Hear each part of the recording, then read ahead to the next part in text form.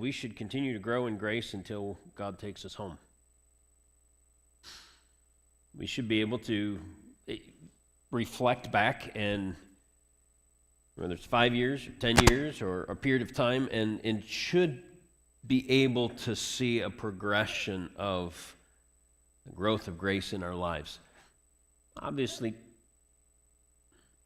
we don't compare ourselves to the stock market, but there's ups and there's downs. There's times that we're going to be growing at a greater level than at other times. We have, it seems, seasons in our life where we grow vigorously as a plant would in the summertime, and times where it seems like we're not growing as much as we should, even though there's still life. Kind of like a winter month or so in our experience. But we should continue to grow. We should also grow more vigorously by exercise. That is, the more we use it, the more we grow. Put it into practice. And it's true, I think, for a variety of gifts or fruits here, but sometimes there's a tendency to hold back, in a sense, until we are much better at it. Some new believers are hesitant to share their faith until they feel like they have a better grasp of theology and a more rounded understanding and maybe a better way to express it. But some believers, older believers, are just afraid what other people think of them, so they don't. Right. And then there are some older people that they get to that point and they figure, I don't need to worry what anybody thinks anymore. I'm going to speak the truth. So I've seen that. Jim Greer was, and you remember Dr. Greer. Jim Greer was a professor at the seminary, and as he aged, and got closer to the end, he was far more bold speaking in the church than earlier years. I mean, he was always spot on with truth, but we need to exercise it. We need to make use of what we have. We need to, some say practice makes perfect, but band directors will say perfect practice makes perfect. So if you practice wrong, it's not going to help you. It's the same is true for sports. If you practice a layup wrong, you're probably not likely to be successful in the game. So we need to practice. And here's one that explains why I shared how long ago this was written. It's contrary to modern mindset, I think. Part of growing in grace comes by growing less in our own eyes. Rather than feeling better about ourselves, seeing ourselves more accurately gives us a greater grasp of His grace toward us. If we see ourselves as deserving and better than somebody else, we minimize His grace displayed toward us. And the greater grasp we have of His grace toward us, better understanding of that we have, well, we're going to have a better example to share with others. Grace, and I'll leave you with this one to think about a little bit. This is an interesting thought that I hadn't come across in any other work, but grace helps us grow proportionately.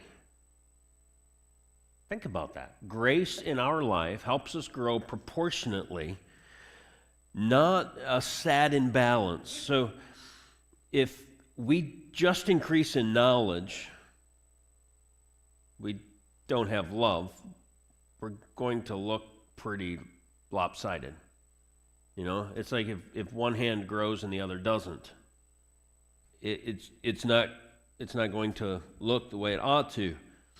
And if we just grow in love, but we really don't gain any understanding and knowledge, well, then that's going to be off. If we grow in a sense of understanding that we need to be diligent and work, but we don't have any base for that, any foundational base of what good work looks like, we'll do all sorts of things. And so that's an interesting thought. I think that grace helps us grow proportionally. That keeps the variety of gifts and characters in balance as it grows.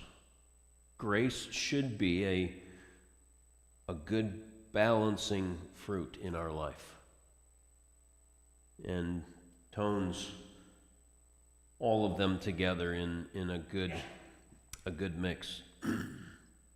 True grace of God cannot but grow in the life of the true believer. His grace will grow. I said at times it will grow faster than at other times, but it will continue to grow. Matthew chapter 20.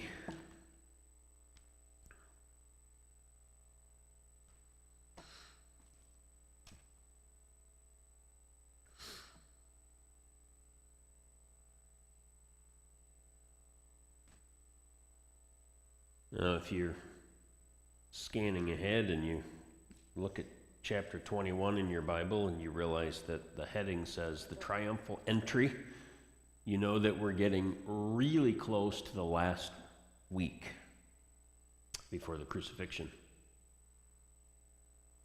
And so keep that in mind as you see things converging the way that they do here. The teaching of Jesus, we'll see, particularly just after the triumphal entry, you'll see an increase of hostile reaction and interaction from the scribes and the Pharisees, bringing in others as well to try to really disrupt the teaching of Jesus, to put him in a bad light because they're intent at taking him out one way or another, silencing him if they can't get rid of him completely. Matthew 20, verse 1, for the kingdom of heaven is like a master of a house who went out early in the morning to hire laborers for his vineyard. And agreeing with the laborers for a denarius a day. By the way, that was a standard day's wage.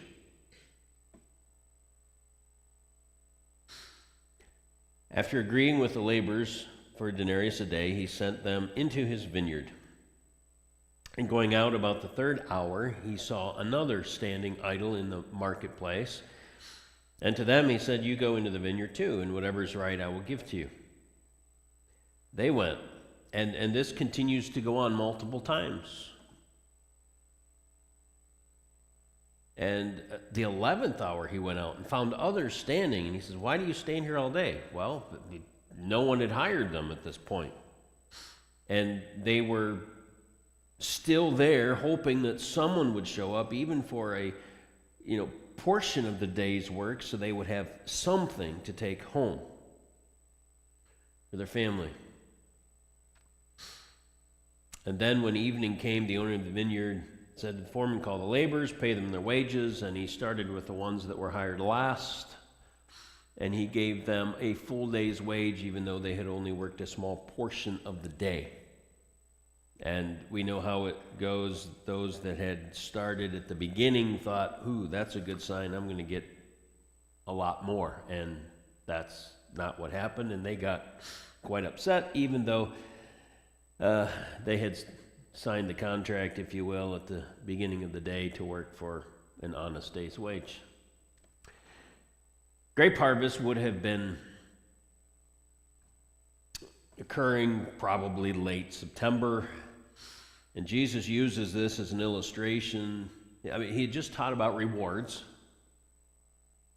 and the benefit of laboring, the necessity of working for that. And he teaches this.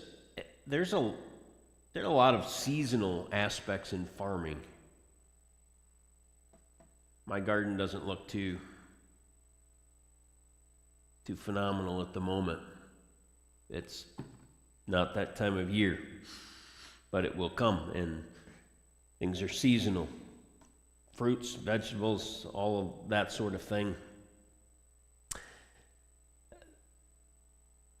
There were some that would be needed throughout the season for maintenance and, in the off season, that sort of thing. But when it came time to harvest, the harvest needs to happen now.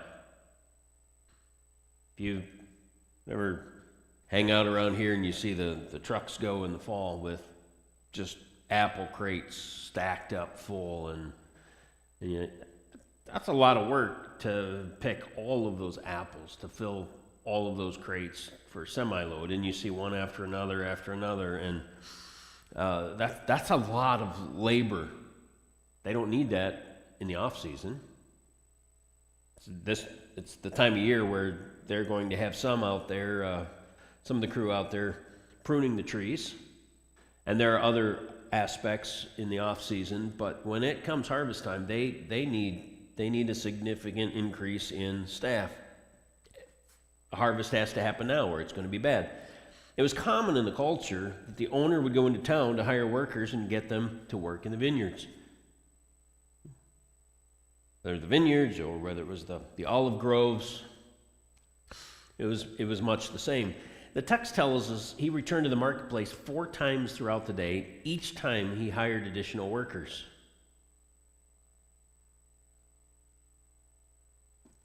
Well, you could say, why didn't he hire a lot more at the beginning of the day and just get it all done?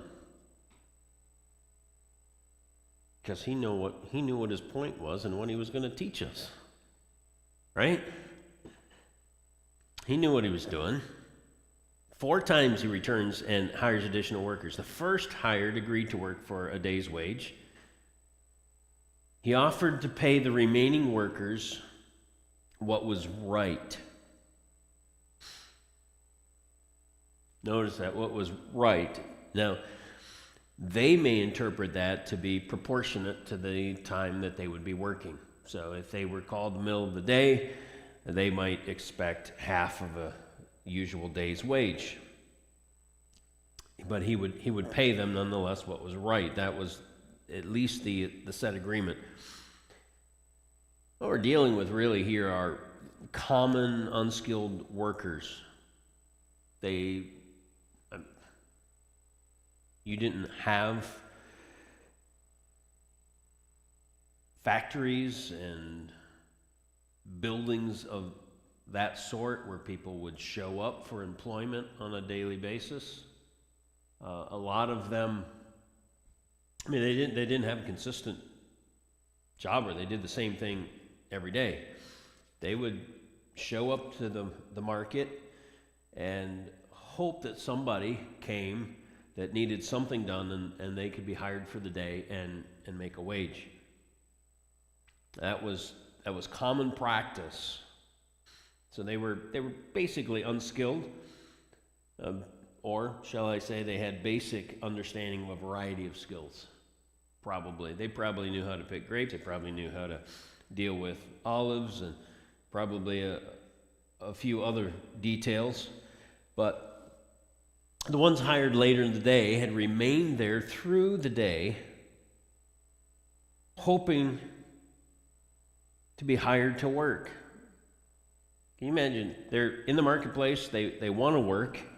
They want to be able to take something home to their families, and they see some taken away, and then this guy comes and he takes a few more away, and they're still there. They're still there, hoping that somebody shows up at some point throughout the day to give them something so they can buy food for their family for the night. At the end of the day, they lined up to receive their pay, and starting with the ones that were hired last, they got a full day's wage, working only a couple of hours. If you are an outdoor worker, you know that the later hours before the sun goes down are most pleasant compared to the middle of the day. If you're up on a roof, it's earlier morning or later in the afternoon, not middle of the day. It's blazing hot at times. And so these guys, they came for the end of it. It was a more pleasant time, and it was a much shorter time, and yet they got paid a full day's wage. So when that happened, the others felt sure that they were going to receive a whole lot more. And when the ones who had worked a little bit longer received the same amount, they began to complain, and then the next ones received the same. However, each received what was promised. Each received what was promised. There are a variety of interpretations of this parable, actually. Various opinions that I'm kind of surprised about some of them. Most suggest something similar to, regardless of when one comes to Christ, they'll still receive the full reward of salvation. Okay. But there's no reason to go with something like that, because that's a given. Right? No one gets a partial salvation. The thief on the cross didn't get, just a fraction of what others would receive. It is also, in the context of rewards, necessary to recognize that where Scripture indicates we will receive a due reward for our labors.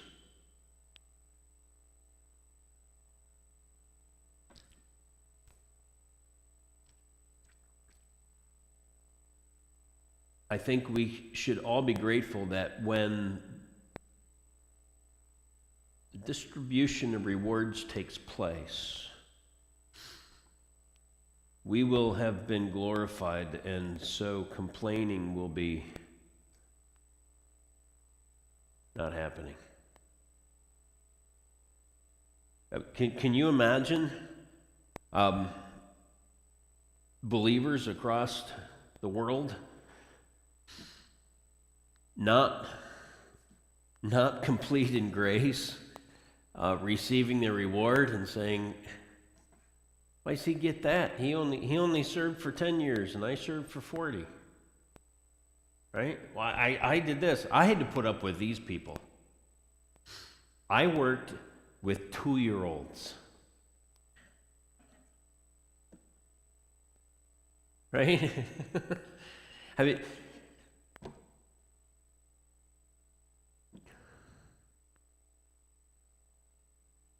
it sounds silly, doesn't it? But we are those who tend to complain, who think that somehow we get cheated. We will receive the due reward for our labors. And it's also necessary to see that in the context of grace, that we will be rewarded as He sees fit, which is beyond what we deserve. I think it's crucial that we keep that in mind. We will be rewarded as He sees fit. In a context of grace, so we will be rewarded far beyond what we deserve. Or if we come to Him near the end of our life.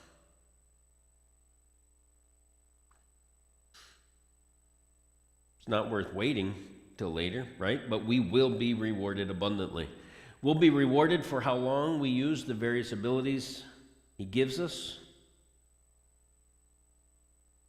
We are not expected to serve as another. We are each gifted uniquely. There's one consistent factor here. It's not the time frame. In general, this illustration, this parable is dealing with common laborers. And so you're not comparing what we often hear about today, different pay grades and why some are paid, all of this sort of thing. And yeah, there are those who, just because you can throw a basketball and get it in a hoop better than somebody else, that you should get millions of dollars for doing that. Some people would say that that's not proportionate, and this thing is irritating me. But that's the delightful beauty of a frayed wire in a wireless mic. Life is full of ironies. But among all of the things that are not consistent here, what does remain consistent is that they labored faithfully. They might have had different skills, they might have had different ability levels. They most certainly served for different amounts of time. But they were all given a promise, and they all served faithfully the duration of the time that they were expected to work, and they were rewarded accordingly. And that's important for us to grasp. Skip to verse 17. You notice a shift continuing. Jesus is desiring to communicate, particularly with his disciples, preparing them for his death on the cross.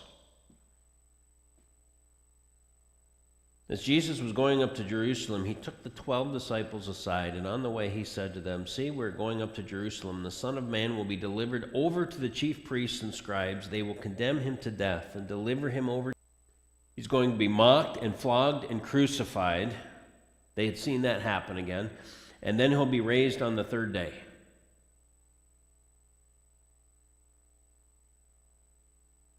Jesus taught numerous times to his disciples about his impending death, and if you notice, nearly every time he also teaches them about the resurrection.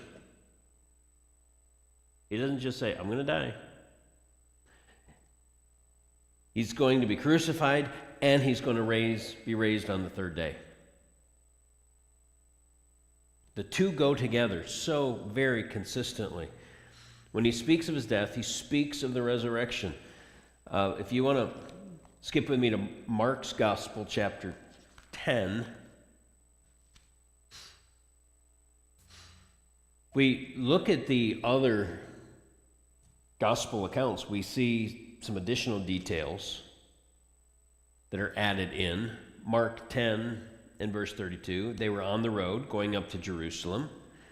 Jesus was walking ahead of them. They were amazed, and those who followed were afraid. And taking the 12 again, he began to tell them what was to happen to him, saying, "See, we are going up to Jerusalem. The Son of Man will be delivered over to the chief priests and scribes. They will condemn him to death, deliver him over to the Gentiles, and they will mock him and spit on him." That's in a slight addition to what Matthew had recorded. They'll spit on him, flog him, kill him. After 3 days he will rise. Luke has a similar account in chapter 18, verse 31. "And taking the 12, he said to them, 'See, we're going up to Jerusalem. Everything that is written about the Son of Man by the prophets will be accomplished.'" Luke helps us, puts that into perspective. Here's the Old Testament. Here's the you see a pattern with that. The disciples on the road to Emmaus, which gospel account do you find that record? Jesus begins with Moses and the prophets, and Luke. So notice the consistency with which he does that. Everything that is written about the Son of Man by the prophets will be accomplished, for he will be delivered over to the Gentiles, will be mocked and shamefully treated, spit upon. After flogging him, they will kill him. On the third day he will rise. But they understood none of these things.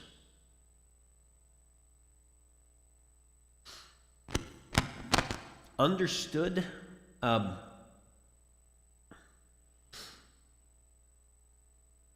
It's pretty clear. What didn't they understand? They were familiar. Well, okay, the resurrection, he will rise. But this is after Lazarus had been raised from the dead. They had to begin to formulate some picture of the power of God to give life to one that had no life at that point. And the other details are pretty clear. The basis of their misunderstanding then is they could not fathom that happening to Jesus. That's not how they saw this going down. Their picture from the Old Testament, that's not how it was going to happen. He was going to ride in a white horse. He was going to claim victory, and, his followers were just going to come behind and cheer him on, and all was going to be good. This is not how they saw it happen, particularly if you're talking Moses and the prophets.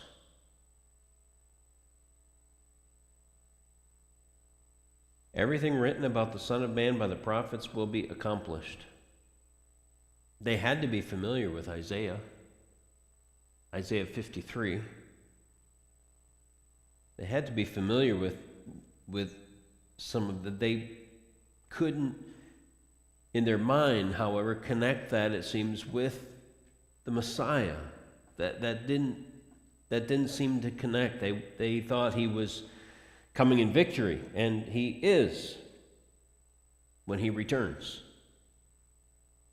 And so each of these accounts has a little bit different detail. Some that he was spat on during his humiliation. Luke mentions, of course, here the fulfillment of prophecy. And in light of that, Luke also notes that the apostles didn't understand Jesus' statements about death. They didn't get that.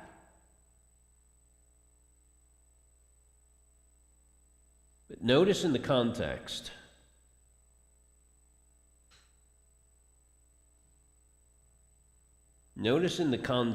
of Luke, you've got the rich ruler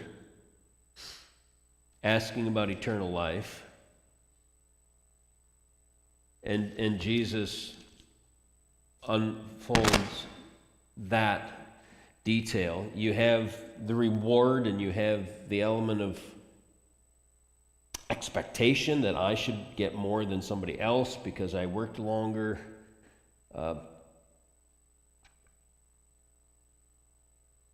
And in Mark, you have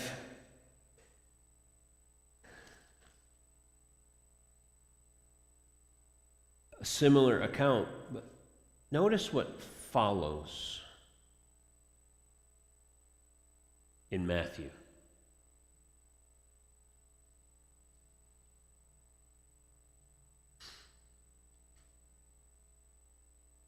It would probably help us to take a little bit of Luke's record and stick it right there between verse 19 and verse 20 and say, they did not understand what he was saying.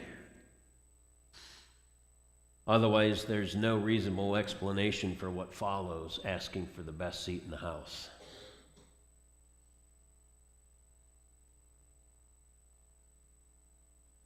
So it's in this context. The sons of Zebedee came up to him with her sons, and kneeling before him, she asked him for something. And he said to her, "What do you want?" She said, "Say that these two sons of mine are to sit, one on your right hand, one on your left, in your kingdom."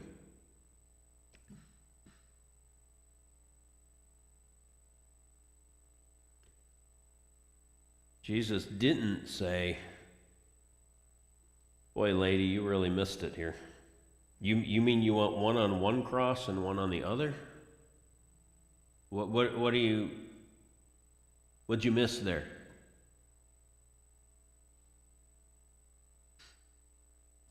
We see this repeatedly. There was a misunderstanding of the prophets, the message of the prophets. They could not grasp that there were two comings, that he came to die and then he would come in victory. And they sort of overlooked all of the prophecies about death and suffering. The suffering servant of Isaiah 53, and just celebrated the victorious coming and thought that that was what was going to be taking place, and they wanted to be front row when it happened. Say that these two sons of mine are to sit one on the right hand and one on your left in your kingdom. Jesus says, you don't know what you're asking. You don't know what you're talking about. From the other texts, we deduce that her name is Salome. Some suggest that she is a sister of Mary, the mother of Jesus, which would seem to give her a little more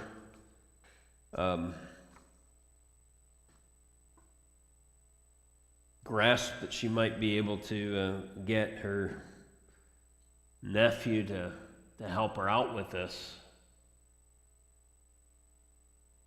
Seems the apostles assumed Jesus was on his way to Jerusalem to establish his kingdom, and she wanted her two sons to have a prominent place. Who wouldn't? But Jesus says, you don't know what you're asking. Are you able to drink the cup that I am to drink? And they said, we're able.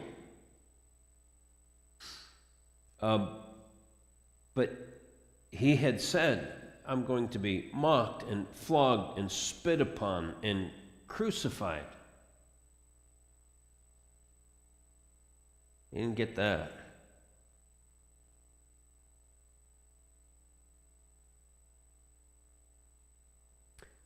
He said, you will drink my cup, but to sit on my right hand and my left is not mine to grant, but it is for those for whom it has been prepared by my Father. And when the other disciples heard it, they said, that's not fair. Why should they get it? Why should they get a bigger piece of cake than me?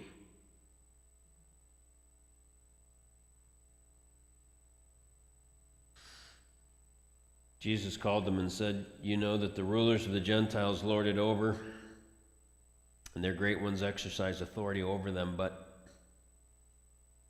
it's not to be that way among you. Whoever would be great among you must be your servant. Whoever would be first among you must be your slave.